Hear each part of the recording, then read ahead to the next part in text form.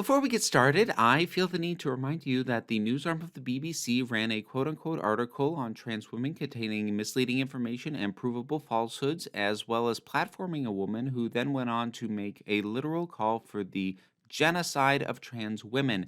And while that individual's comments have been stricken from the article, the BBC has yet to address the fact that they platformed her and has not disavowed or condemned her statements. You can find links in a pinned comment below for relevant videos if you do not know what I'm talking about. That being said, on with the show. Okay, at this point, I just have one question.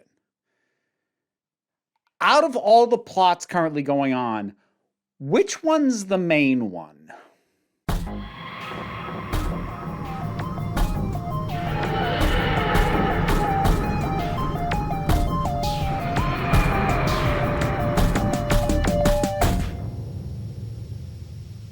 Doctor Who Flux, survivors of the Flux. I'm going to try and not get as worked up on this one as last one. I feel a little bit frustrated with some of the comments that went on the last one that seemed to suggest that I was going in looking to not like it.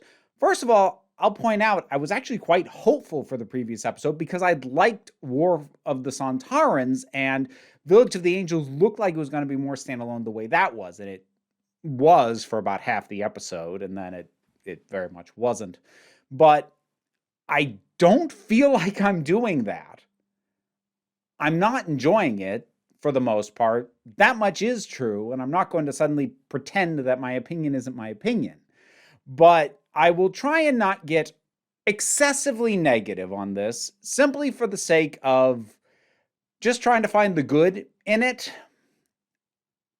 I don't know how much there is.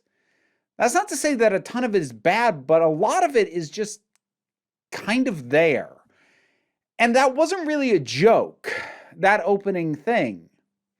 Because at this point, we have had 3 villains who could, in any other story, be the primary villains introduced.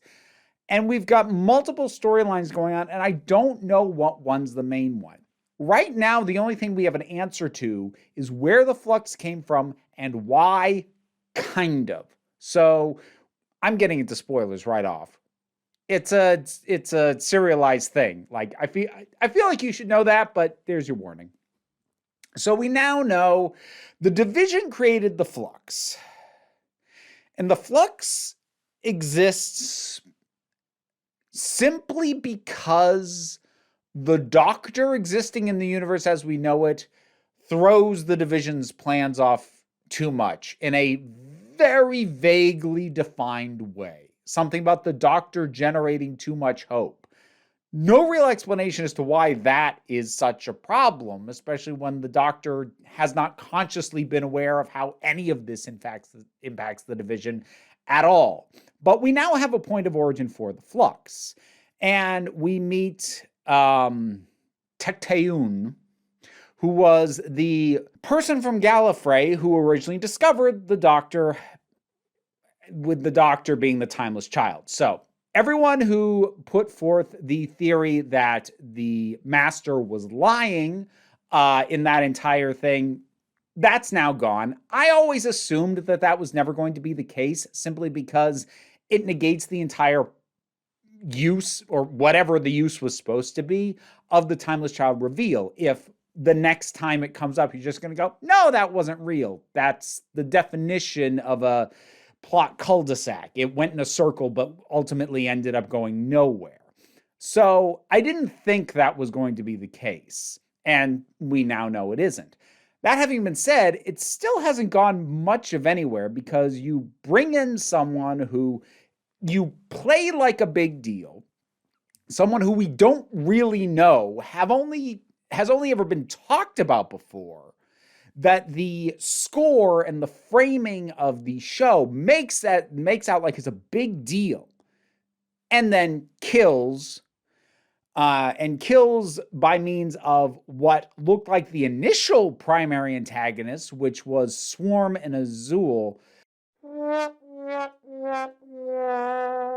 I I'd assumed at the beginning that those were going to ultimately be our primary antagonists. And maybe for the last episode of this, maybe they still will be, except that there's been a big diversion and they haven't felt like the primary antagonist. They've just kind of been there, and we still don't really know what they're doing. We still don't really have that firm an idea of why the division had to stop them in the first place.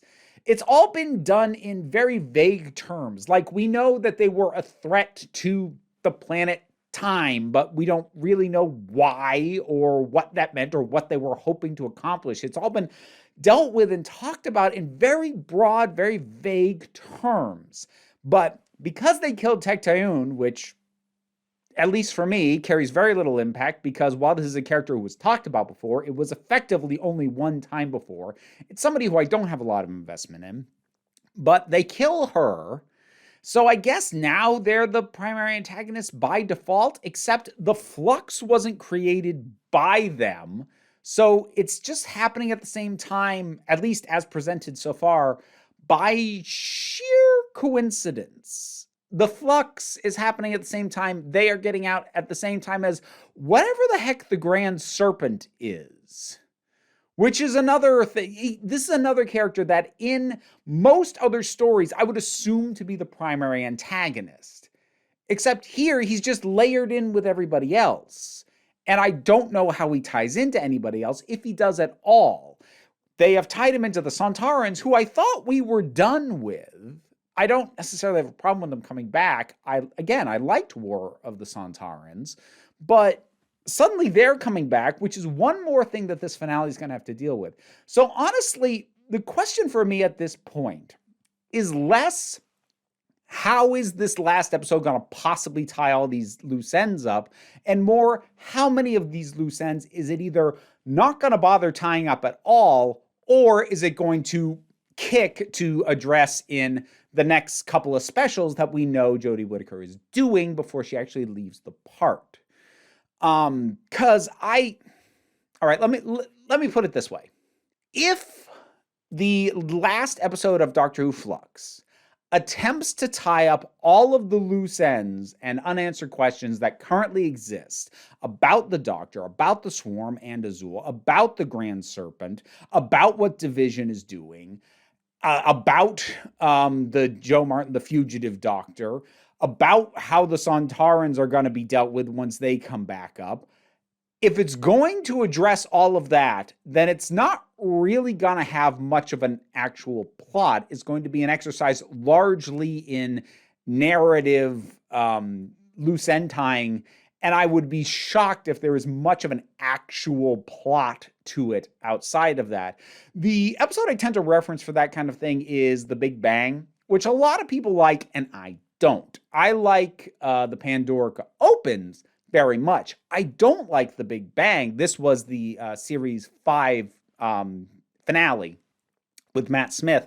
And the reason I don't like The Big Bang is because it feels much more like an exercise in tying up plot holes than it does like an actual story in and of itself. It feels like what story there is being driven by the need for what storylines do we need to tie up, and less by what is a good story to tell. And I feel like if the finale of Flux is going to try and tie everything up, it's going to feel like that, but worse. Because it's got way more and much more significant things to try and tie up. And at this point, this series is already demonstrating a propensity for just dropping plot lines the instant it doesn't have a use for them. Within this episode itself, the fact that we open in 1904, 3 years after Yaz, Jericho, and Dan were stranded in 1901, and don't explain how they ever got out of that village. Because unless I missed something, which I'm open to, it's possible. I'm human. I'm a human with ADHD. So it is possible, but I don't remember them resolving, A, the fact that that entire town that they were in was taken out of time and space. Like, not only was it sort of free-floating in this weird time-space bubble, but that seemed to be encroaching in. And now suddenly that isn't the case anymore. And suddenly the young girl that they were protecting is not something that we're worrying about anymore. Now, is it completely impossible to make some leaps about that? That maybe after the Angels got hold of the Doctor for the division, they put the town back, and that these people dropped off Peggy, I think her name was, somewhere to be raised? No, that's not an impossible leap to make. But those are some pretty big leaps that you're asking us to make, given that, given just that, why would the Angels put the town back?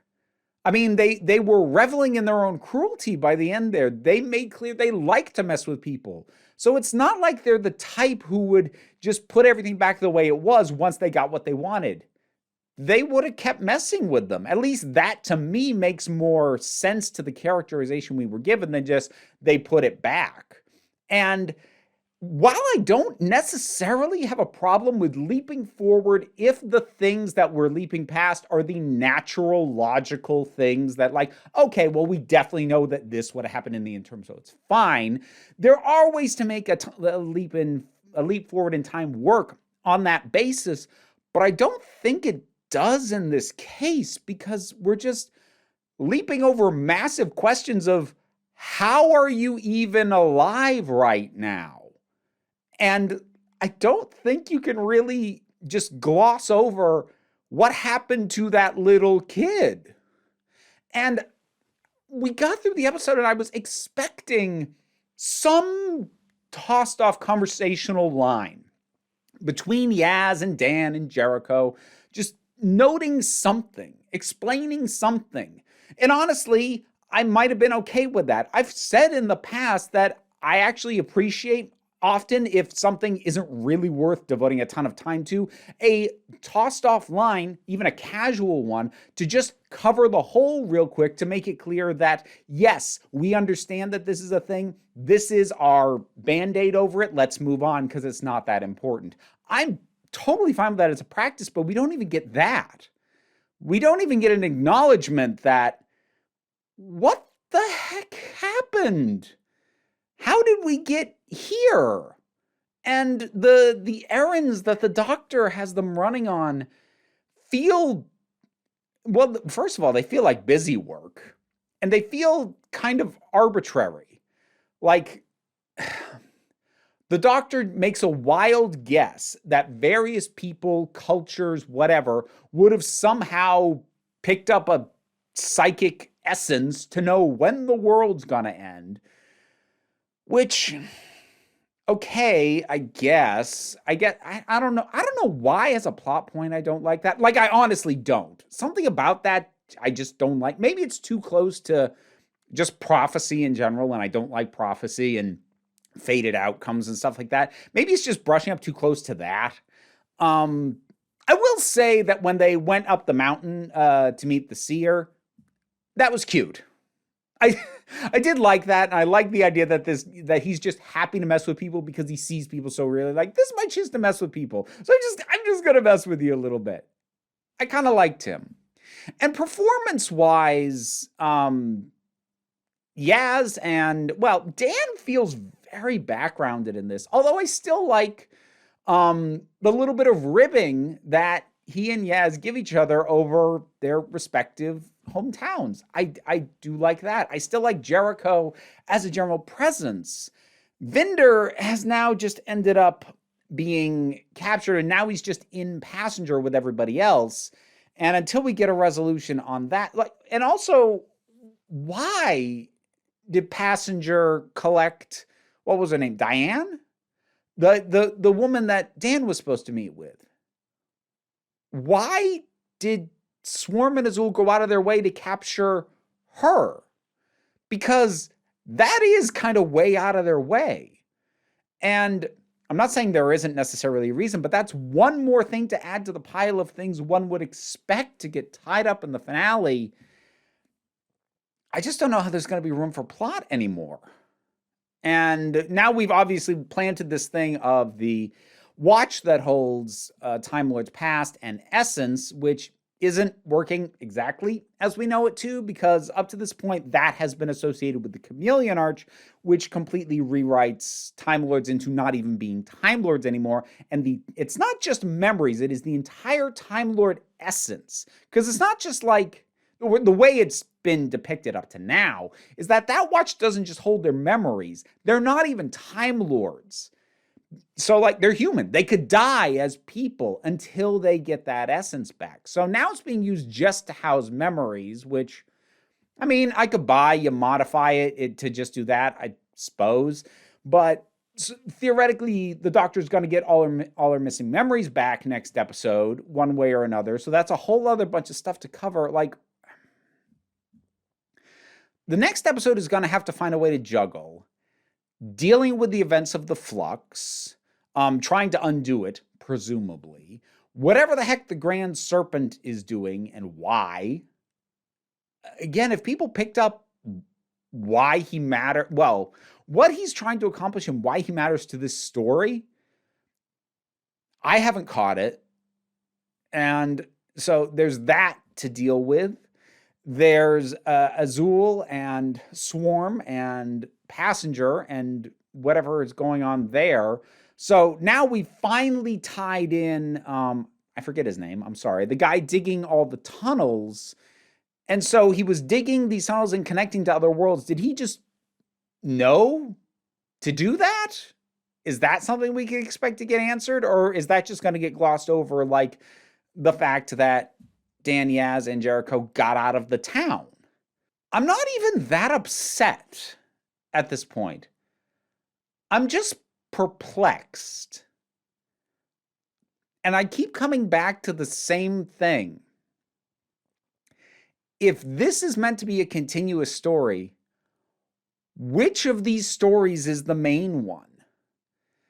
Because I feel like the threat of the Flux, the threat of Swarm and Azul, I can't remember now. I've been saying one of them. One of them's been wrong. But the threat of those two and the Doctor trying to uncover her own memories have all been jockeying for primary story position. And in and of itself, that's fine. And then the other stuff can be secondary. The Grand Serpent could be secondary. The stuff with the Sontarans could be secondary. But I still needs to connect to the other stuff going on, because otherwise it's just stories happening in the same space. And that's really what the Sontarans feel like at this point. I mean, we'll see if more comes of it, but it really does feel like the entire Sontaran invasion, despite it being the episode that I've liked the best so far this series, is just a thing that is happening in the same space as everything else. And I still don't know how, what's her name, Belle, ties into any of this. And Vinder's just kind of been along for the ride, and I've liked him as a character, but again, just kind of there. At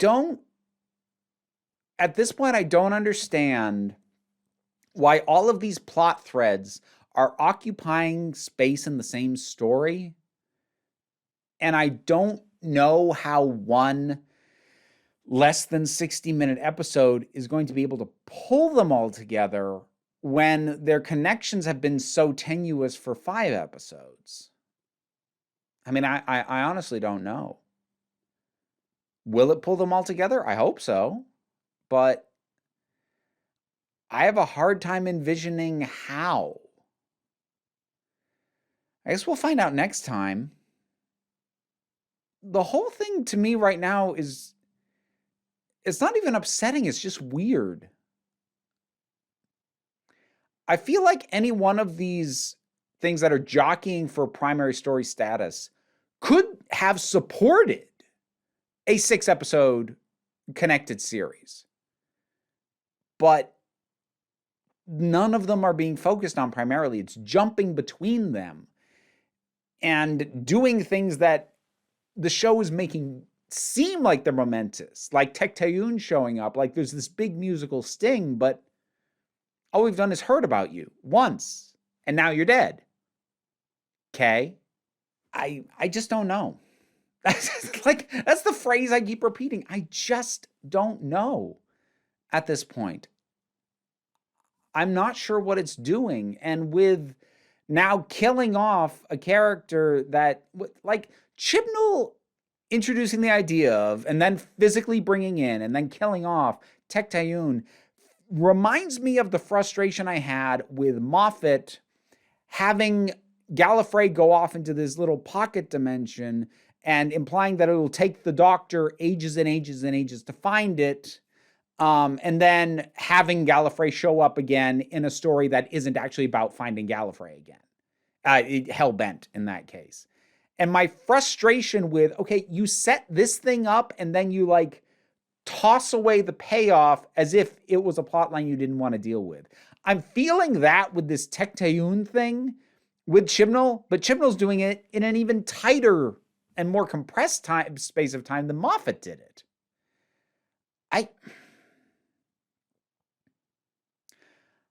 I would like nothing more than for the next episode to pull everything together and make me go, oh, that's why this thing was structured this way. That's why this stuff wasn't tied together more cleanly until now.